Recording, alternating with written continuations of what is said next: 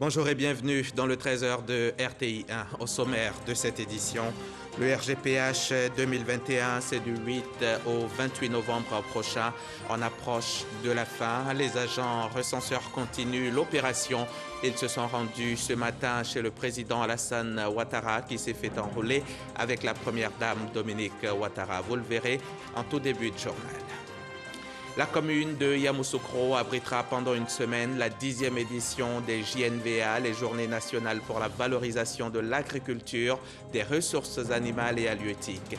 Ces journées ont été lancées par le ministre d'État, ministre de l'Agriculture et du Développement rural, Kobenan Kwasi Adjoumani.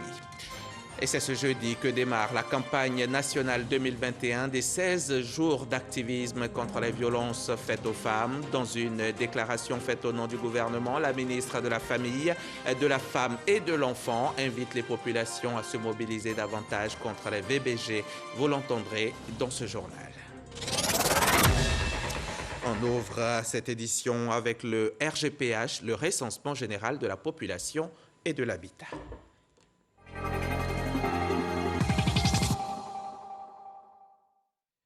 Le RGPH 2021 tire donc à sa fin. Il a démarré depuis le 8 novembre dernier.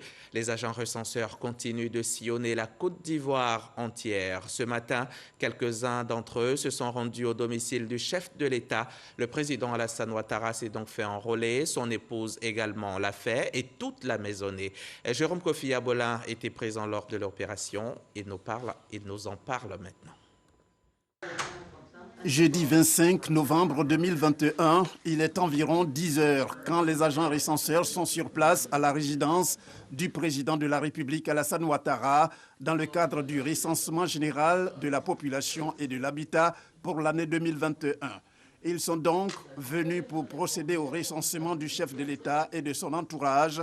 Juste après qu'il a été enrôlé, le président de la République Alassane Ouattara a saisi l'occasion pour s'adresser aux populations. En les invitant à se faire enrôler, il a situé sur l'enjeu de cette opération. Chères Ivoiriennes, chers Ivoiriens, je viens de me faire enrôler et je le fais maintenant parce que j'ai été en voyage, comme vous le savez. Et là, je l'ai fait et vous savez, le recensement général est très important pour notre pays.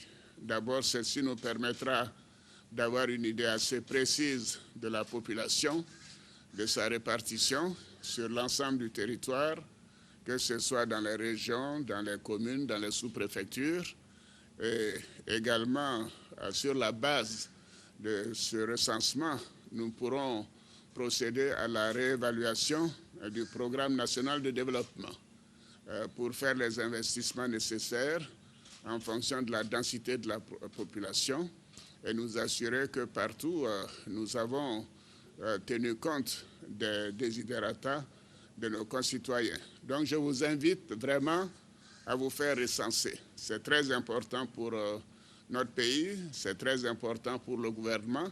Je vous demande personnellement de le faire parce que ceci nous permettra d'aller encore plus vite et de toucher chaque résident de notre pays sur le territoire national. Depuis le 8 novembre 2021, les agents recenseurs sont sur le terrain pour permettre aux populations sur le sol ivoirien de se faire enrôler.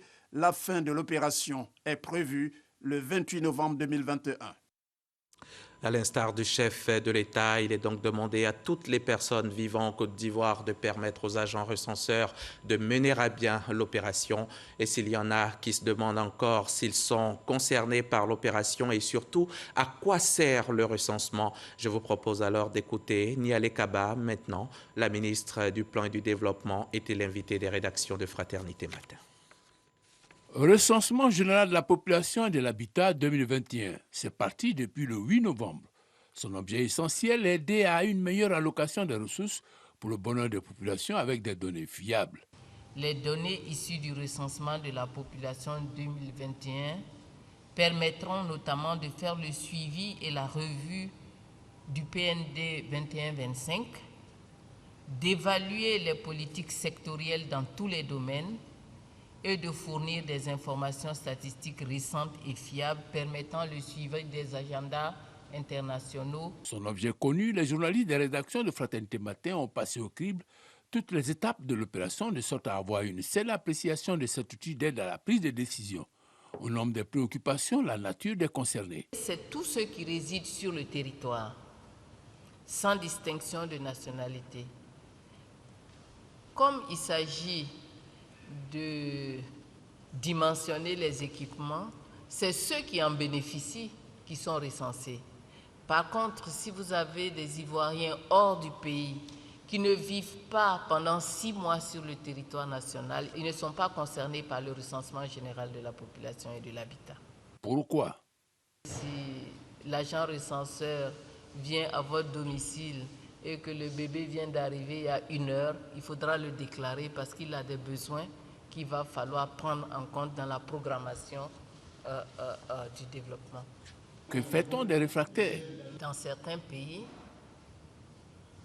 les gens sont contraints par la loi à se faire recenser. En Côte d'Ivoire, on a compté jusqu'à présent sur le comportement citoyen et des Ivoiriens et des non-Ivoiriens pour pouvoir donc recueillir les données. Pourquoi l'opération dure-t-elle 3 semaines? C'est une norme internationale. C'est le maximum qu'on fait, quelle que soit la taille du pays, quitte à procéder à des découpages par zone. C'est-à-dire que tout le territoire n'est pas fait au même moment, mais c'est vraiment 3 semaines le temps pour pouvoir faire le recensement partout. Selon Madame le ministre du Plan et du Développement, les premiers résultats sont attendus pour fin avril. Coût de l'opération, 23,9 milliards de francs CFA et mobilisera 38 000 agents recenseurs. Compte rendu signé Noël Gnagno, voilà donc qui referme ce sujet. Mais comme cela a été indiqué, a été dit, l'opération se poursuit jusqu'au 28 novembre prochain, dans seulement quelques jours donc.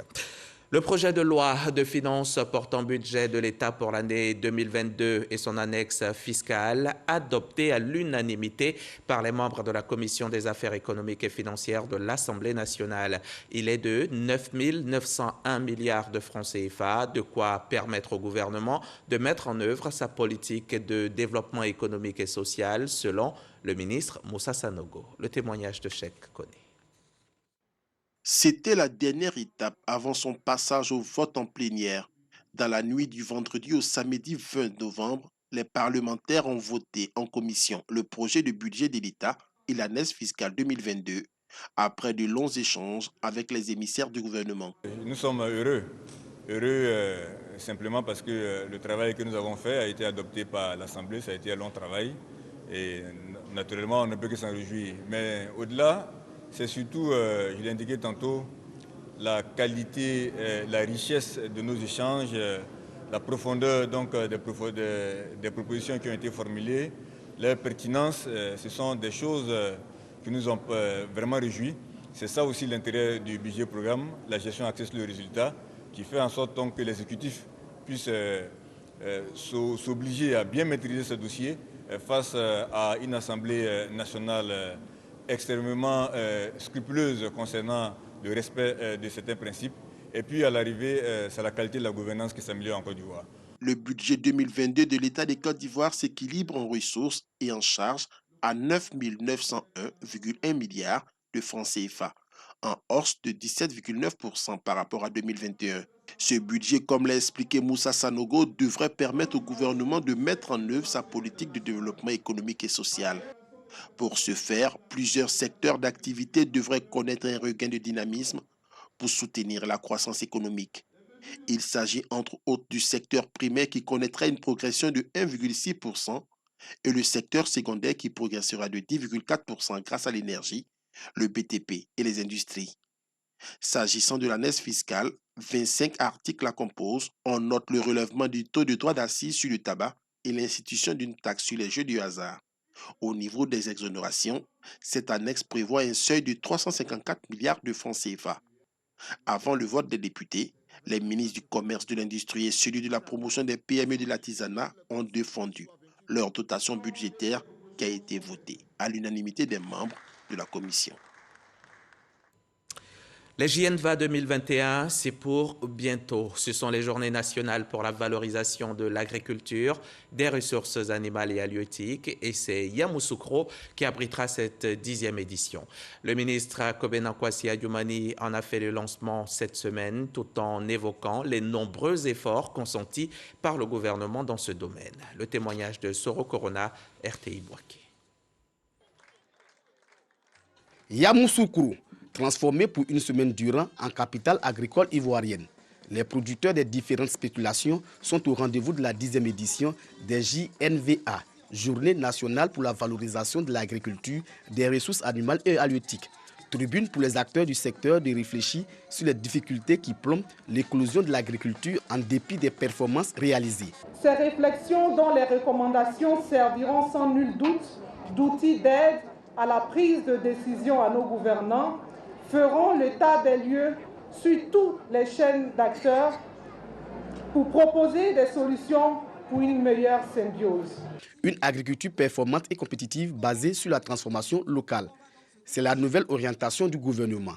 Le ministre d'État, ministre de l'Agriculture et du Développement rural, Kwasi Adjoumani, a traduit la reconnaissance des paysans au président de la République. Je voudrais profiter de cette tribune pour adresser un vibrant hommage assorti de remerciements appuyés de la grande famille de l'agriculture à son Excellence M. Alassane Ouattara pour les efforts inlassables qu'il ne cesse de déployer pour le bien-être du monde rural et pour l'amélioration des conditions de travail et du cadre de vie de nos producteurs que vous êtes. Le ministre d'État est revenu sur deux importants projets pour le développement et la modernisation de l'agriculture ivoirienne.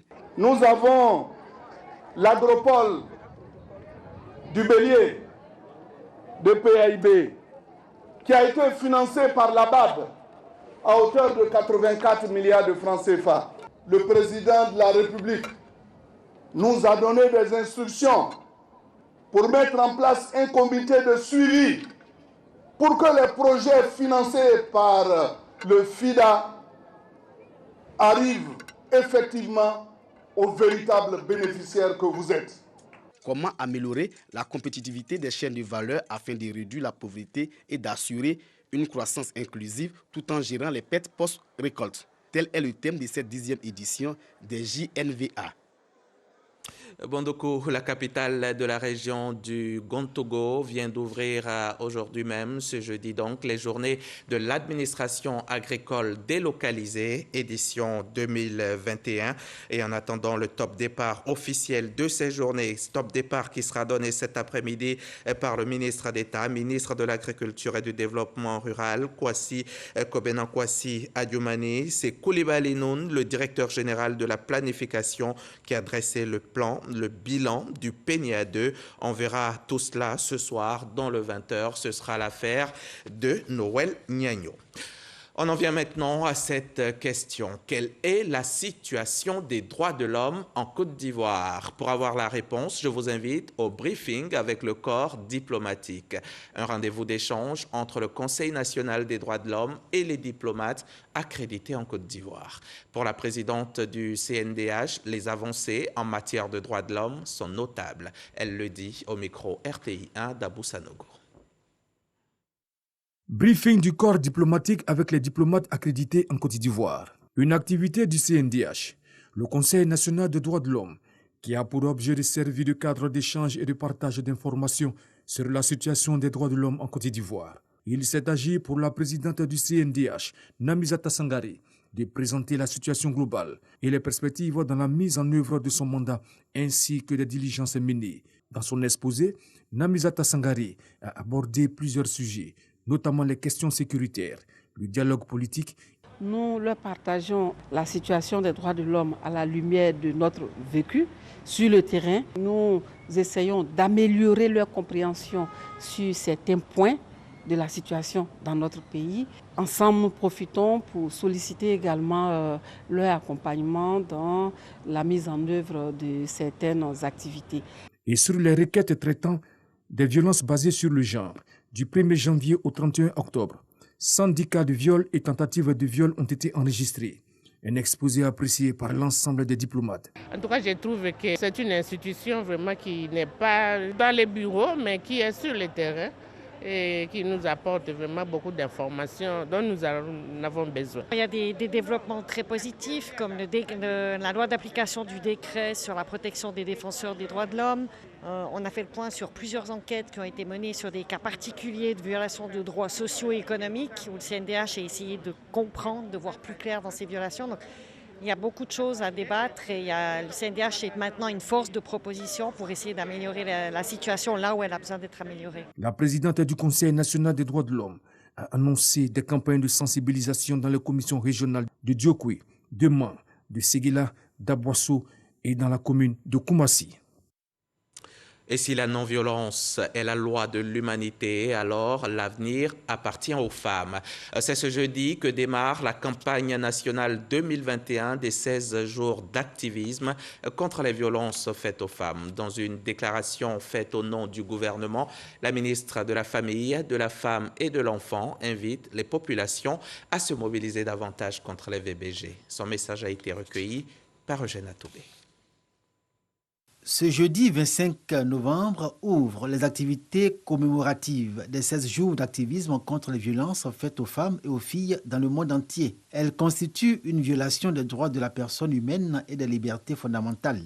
Selon le rapport statistique sur les violences basées sur le genre de 2020, ce sont 5405 cas de violences basées sur le genre qui ont été rapportés et pris en charge dans les services sociaux en Côte d'Ivoire, dont 822 cas de viol. La majorité de ces cas de viol étaient perpétrés sur les mineurs de moins de 18 ans, soit 77%. Nous voudrions en appeler à la conscience individuelle et collective pour une forte mobilisation contre ces crimes, afin de les réduire, voire les éradiquer. Des hommes, des femmes, des organisations de la société civile, institutions nationales et internationales œuvrent inlassablement pour l'élimination de toutes les formes de violence à l'égard des femmes et des filles, de sorte qu'aujourd'hui, le dispositif national de réponse s'est fortement amélioré. Pour autant,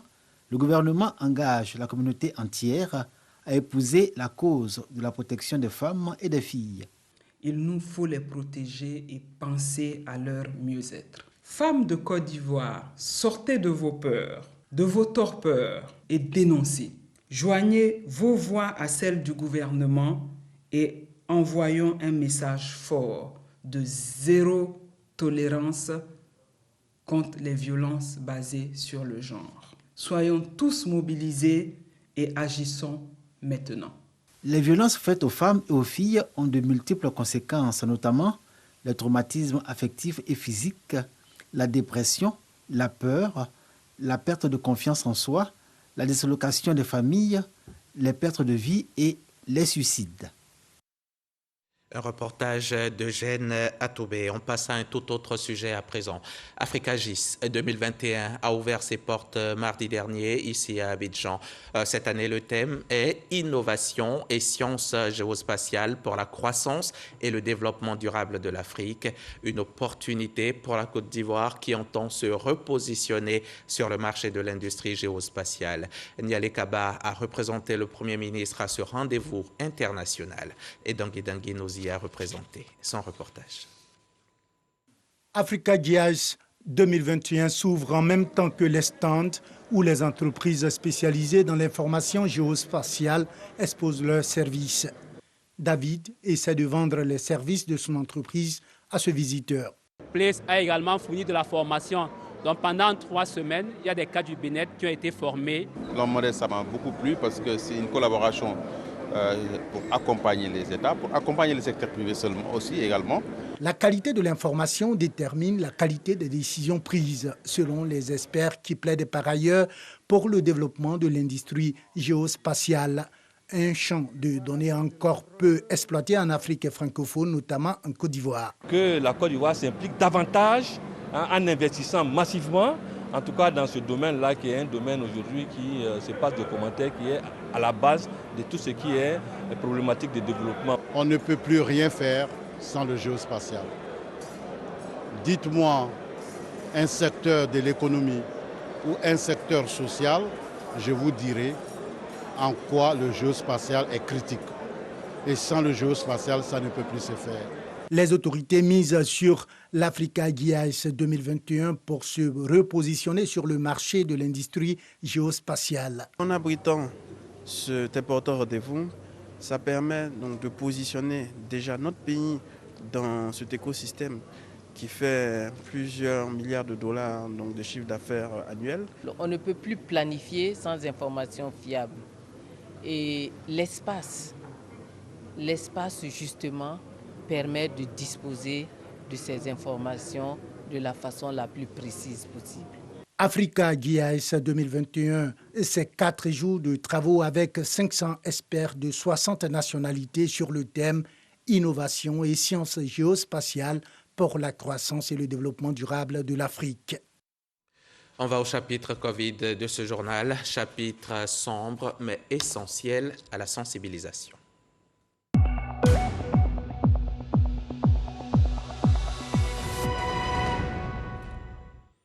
Hier, mercredi 24 novembre, on a compté 8 nouvelles contaminations. À ce jour, on dénombre au total 61 660 personnes touchées par la maladie depuis mars 2020. Là, ils sont quelques centaines encore malades, 331 cas exactement qui sont encore actifs. Des morts, on en a enregistré énormément, jusqu'à 703, tous décédés du fait de ce virus insolent. Il n'y a pas encore de remède miracle contre le coronavirus, mais on peut quand même se donner les chances de l'éviter. Respectons juste les gestes barrières, faisons-nous vacciner. Tout bonheur commence par un petit déjeuner tranquille. C'est bien ce qu'on dit. Et le petit déjeuner idéal, équilibré, comprendra donc du café, du thé avec un aliment riche en protéines, soit des œufs, soit du yaourt au soja, soit encore du fromage blanc avec un fruit de saison et un produit contenant des glucides comme des biscottes. Mais où faut-il prendre le petit déjeuner? Certains enfants sont obligés de le faire à l'école, mais est-ce conseillé? Nos reporters ont enquêté là-dessus. C'est donc un sujet de Wotianga Noël Danyogo, Bernice Gompou et Godefroy Okambawa. Le geste est le même tous les matins. Madame Kamara s'active à la cuisine pour faire à manger à Chèque, son fils, écolier à la maternelle. Pour éviter toutes les indigestions à l'école, parce qu'on ne sait pas comment ça se fait à l'école, donc on préfère tous faire à la maison pour permettre à l'enfant d'être en bonne santé aussi. Un petit déjeuner à la maison, ce n'est pas le cas partout. Jonas, père de 2 enfants, préfère remettre l'argent de poche pour que ses enfants puissent se procurer de quoi manger chez les vendeuses devant l'école ou à la récréation. C'est à l'école parce qu'on n'a pas le temps. Quand on se lève matin, chacun se cherche, je leur donne l'argent. Bon, ils payent leur déjeuner sur la route. Acheter le petit déjeuner à l'école, un choix pour certains enfants et parents d'élèves. Une opportunité d'affaires pour ces restauratrices de circonstances qui ignorent parfois les règles en termes d'équilibre alimentaire. Je peux acheter du pain ou de la tipi. Les enfants préfèrent ça. C'est avantageux et puis on gagne plus en temps. À la maison ou à l'école, prendre le petit déjeuner est bien nécessaire pour la première. Il est préférable que l'enfant prenne le petit déjeuner à la maison. Là, lorsqu'il arrive en classe, il a le temps de participer aux activités. Et ça nous permet aussi à nous, les maîtresses, d'avancer un peu dans nos activités, dans notre rituel matinal. Quand il ne prend pas le petit déjeuner à la maison, il est en retard. Lorsqu'il vient en classe, il veut prendre le petit déjeuner. Non seulement il met ses amis en retard et il met aussi la maîtresse en retard. Le petit déjeuner est très important pour les enfants, dans le but que ça leur permet de se concentrer plus en classe. Puisque comme le dit, l'adage le dit, à votre famille, point d'oreille. Chez nous, par exemple, il y a certains enfants qui viennent avec le petit déjeuner compte tenu du temps. Et il y a certains qui arrivent aussi, quand vous voyez sur le marché, ils achètent leur petit déjeuner, mais ils consomment d'abord avant d'aller en classe. Il y a un suivi, il y a une coopérative qui chaque matin passe voir les mets, voilà, elle vérifie d'abord avant que les femmes ne commencent à vendre. De l'avis du spécialiste, les avantages du petit déjeuner pour les écoliers sont nombreux.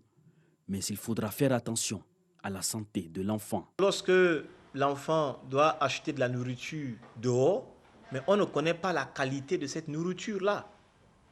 Et parfois, les enfants quittent la maison n'étant pas malades, mais ils reviennent de l'école tout malades avec de l'intoxication alimentaire. Et tout autour des écoles, il y a aussi des aliments qui parfois ne respectent pas les normes. Et donc, on propose plusieurs gammes de produits qui sont tellement sucrés, raffinés, avec beaucoup des additifs alimentaires qui ne sont pas homologués. Et nos enfants, en les mangeant, on est en train de nous-mêmes créer encore un autre problème à nos enfants à court et à long terme. Dr Ouroupou insiste sur la qualité du petit déjeuner pour l'apprenant avant son départ pour l'école. Quand l'enfant ne prend pas son petit déjeuner, il brûle les calories. Et souvent, à partir de 10h, 11h, la concentration de l'enfant diminue. Et si on peut accompagner même avec un verre d'eau, c'est important de s'hydrater le matin. Il n'y a pas un petit déjeuner idéal. On adapte le petit déjeuner selon la situation sociale et selon la base culturelle de chaque famille. C'est important de préciser. Parce que souvent, les gens pensent que le petit déjeuner se résume à du pain, des beurres, des fromages, de la confiture, ou bien soit des biscottes, ou bien soit des omelettes. Et on se bat tout le matin à vouloir faire cela. Alors que peut-être un petit déjeuner peut être juste composé une bonne bouillie légère à base de céréales, de farine de sorgho, de maïs. Ça peut même être aussi à base de flacons d'avoine qu'on peut donner. Mais il faudrait aussi apprendre aux enfants au petit déjeuner à apporter un peu de fruits. Pour mieux apprendre, il faut être en bonne santé. Cependant, le petit déjeuner pour l'enfant à la maison comme à l'école doit tenir compte des normes de qualité et d'hygiène. Un petit déjeuner tranquille, c'est le pur bonheur. Allez-y demander à Arlène Poka, elle en sait beaucoup. À Safou, dans le département de Tomodi, ils sont nombreux, ces élèves qui prennent le petit déjeuner à l'école, mais qui n'avaient pas de toilette pour se soulager. Imaginez le casse-tête, mais c'est fini, heureusement. Tout est rentré dans l'ordre. Les habitants du village, tout sourire, viennent d'inaugurer les latrines scolaires réalisées grâce au partenariat Habitat for Humanity de Lions Club. Walter Amadou Ouattara. Ce sont au total 28 points d'eau, un nouveau forage et 10 blocs latrines qui ont été construits et réhabilités dans le cadre du projet Eau, Hygiène et Assainissement. Plus de 3000 élèves et personnels enseignants auront désormais accès aux toilettes et ne déféqueront plus à l'air libre. Les partenaires au projet Habitat for Humanity et le Lions Club sont satisfaits de cette collaboration.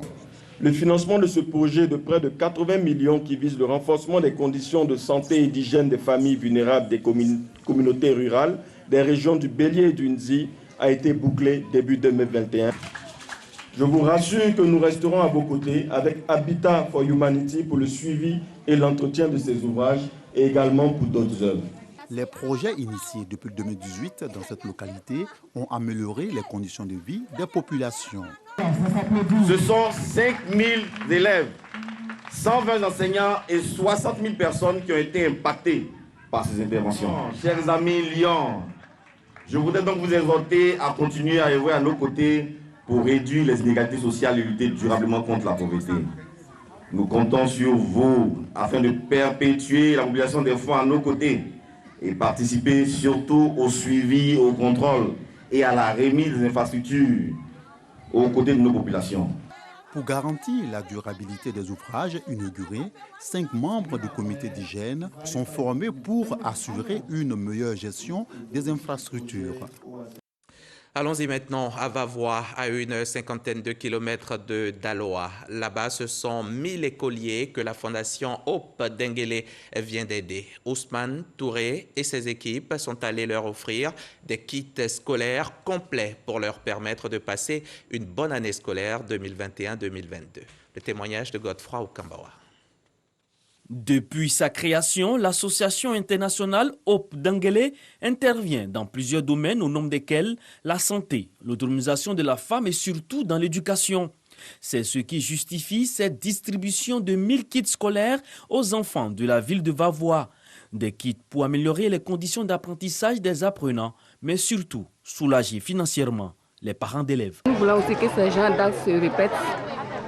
Nous sommes vraiment heureux. Retenez que la maison est la première école de l'enfant. Continuez à leur prodiguer les sages conseils nécessaires qui feront d'eux des modèles, des hommes et des femmes exemplaires de demain qui feront la fierté de notre nation et du monde.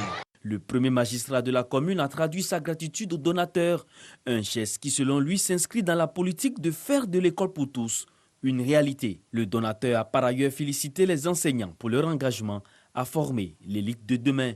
Il a par la suite prodigué de sages conseils aux apprenants et invite les parents à déclarer les naissances et inscrire dans les établissements scolaires les enfants en âge d'aller à l'école. Et bonne chance à tous ces enfants qui sont à l'école. Bienvenue donc sur RTI 1. À demain, 13h.